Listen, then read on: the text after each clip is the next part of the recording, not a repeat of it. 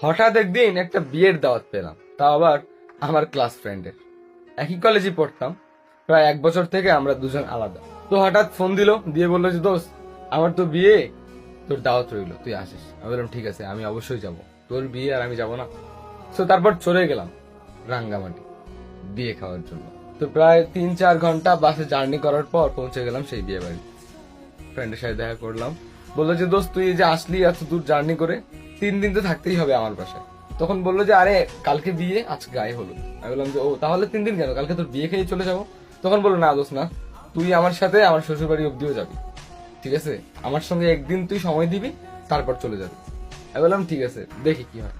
তো দুপুরবেলা হালকা পাতলা আয়োজন ছিল, কারণ আজকে গায়ে হলুদ, তেমন একটা আয়োজন ছিল না। তো বিয়ে বাড়িতে অনেক মেহমান আসছে, তো সবাই মিলে না খাওয়া দাওয়ার একটা আয়োজন হলো দুপুরবেলা। তখন বাজে 2টার সময়। তো আমি আর আমার ফ্রেন্ড খেতে বসলাম। ঠিক আমাদের টেবিলের সামনের টেবিলেই না মানে একদল মেয়ে বসেছিল। তো আমরা যখন খাওয়া শুরু করলাম, তো তখন না মানে আমি আর আমার ফ্রেন্ড গল্প করতে করতে মানে কানের মধ্যে একজনের কথা এসে লাগতেছে, মানে বলতেছে দেখ না কেমন করে খাচ্ছে, এত বড় বড় মুখ করে খাচ্ছে, মনে হয়েছে কোনোদিনও খায়নি।